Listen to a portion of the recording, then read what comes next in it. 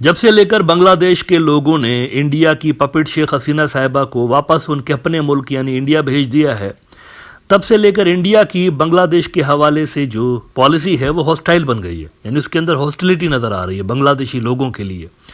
एक तो इन्होंने मेडिकल के वीज़ाज रिसेंटली बंद कर दिए थे, और मेडिकल के वीज़ाज बंद करना खैर गैर इंसानी बात है कि आप पेशेंट्स को रोक रहे हैं इलाज से। लेकिन इसके अलावा भी रिसेंटली कई सारे ऐसे स्टेप्स उठाए गए हैं जो कि बांग्लादेश दुश्मनी को जाहिर कर रहे हैं। ना सिर्फ सेंट्रल गवर्नमेंट की जानिब से बल्कि जो स्टेट की गवर्नमेंट्स हैं उनकी जानिब से भी खामोशी के साथ ऐसे फैसले किए गए हैं जिनका खास टारगेट बांग्लादेशी लोग होते हैं। इंडिया का जो फाइनेंशियल कैपिटल है महाराष्ट्र की सरकार ने एक फैसला किया है, अजीब सा फैसला किया है उन्होंने फैसला ये किया है कि इनकी स्टेट में जितने भी कॉन्ट्रैक्टर्स हैं या जितने भी इनकी स्टेट के अंदर कंपनियां हैं वो एक अंडरटेकिंग देंगी, एक यानी कि सरकार को अंडरटेकिंग देंगी, और उस अंडरटेकिंग में वो ये एक तरह से कसम उठाएंगी कि हमारे किसी भी प्रोजेक्ट के अंदर कोई बांग्लादेशी नहीं है। ये अंडरटेकिंग देंगे, कोई बांग्लादेशी, फॉरेनर नहीं, बांग्लादेशी, खास तौर पर टारगेट करके इन्होंने ये अंडरटेकिंग डिज़ाइन की है बांग्लादेशियों के लिए।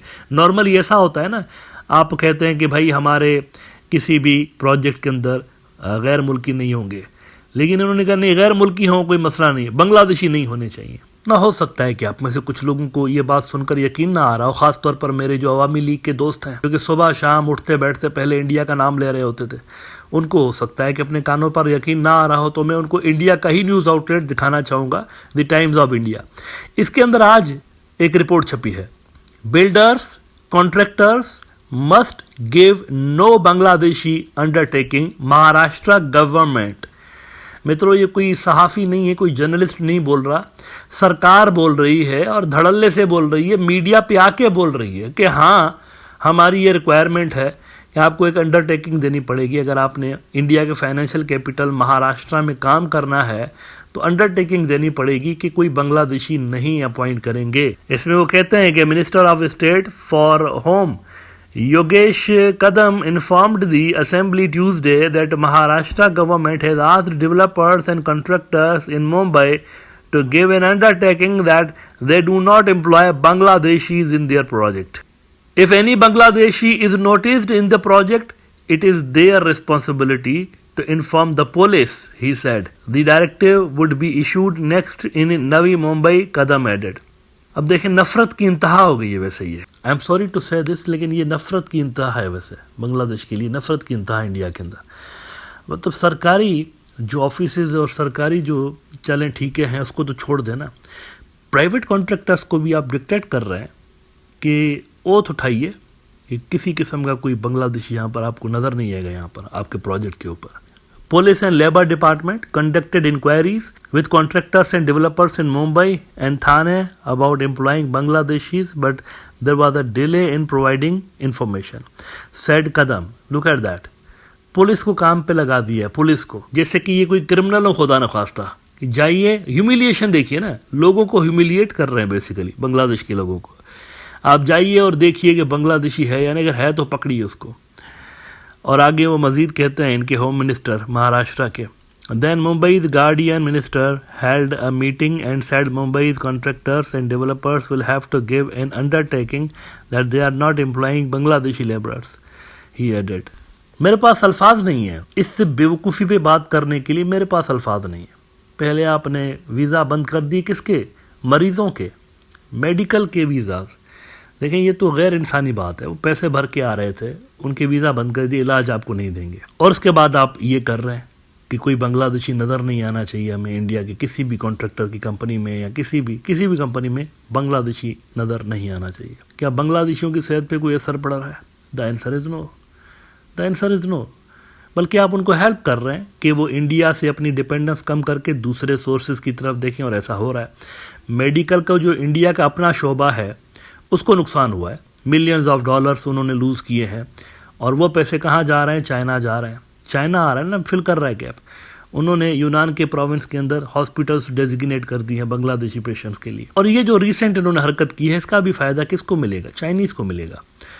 आज साउथ चाइना मॉर्निंग पोस्ट में एक इंटरेस्टिंग आर्टिकल लगा है, वो पढ़ने लायक है, इन लोगों को पढ़ना चाहिए। ये महाराष्ट्र के अंदर जो भी बेवकूफ़ पॉलिसी मेकर्स बैठे हुए हैं ना, उनको ख़ास तौर पर पढ़ना चाहिए कि वो क्या नुकसान कर रहे हैं इंडिया के फॉरेन रिलेशंस का।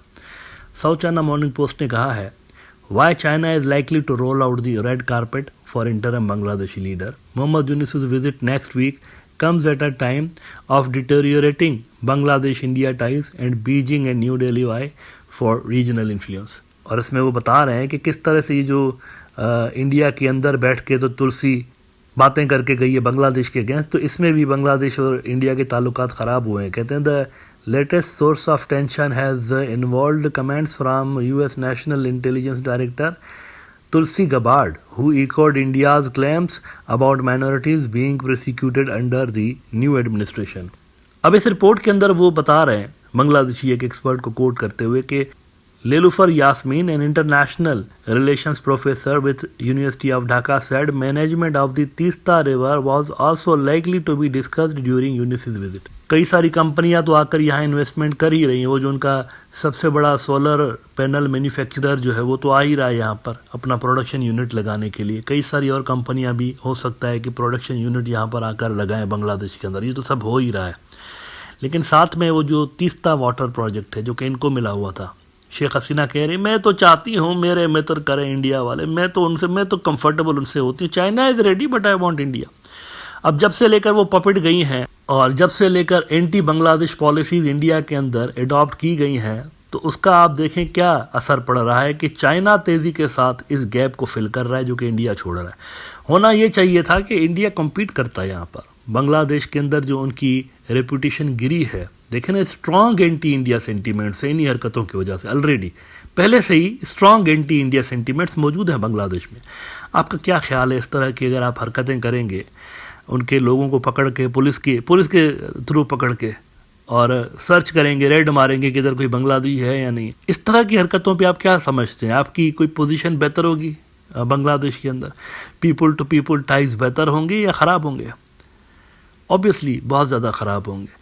इट सीम्स कि इंडिया को परवाह नहीं है कि बांग्लादेशी क्या सोचते हैं उनके बारे में। इट सीम्स कि वो यही चाहते हैं कि बस जो हम कहते हैं वही करो, जैसे शेख हसीना साहिबा के दौर में होता था। मतलब पब्लिक के अंदर कितना भी अनपॉपुलर डिसीजन हो लेकिन वो ले लेती थी, बहुत सारे लिए उन्होंने, उसका फ़ायदा इंडिया को होता था। अब बांग्लादेश को होता था नहीं होता था वो अलग स्टोरी है, लेकिन इंडिया को सर्टेनली होता था।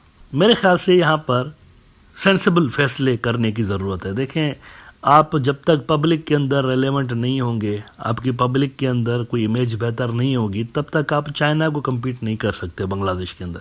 और बांग्लादेश की हेल्प आपको चाहिए, ये आपके पॉलिसी मेकर्स अच्छी तरह से जानते हैं। उनकी हेल्प के बिना आप अपना नॉर्थ ईस्ट नहीं संभाल सकते, ये इंडियन पॉलिसी मेकर्स जानते हैं। लेकिन उसके बावजूद भी कोई मूड नज़र नहीं आ रहा पीपल टू पीपल टाइज को बेहतर बनाने के हवाले से।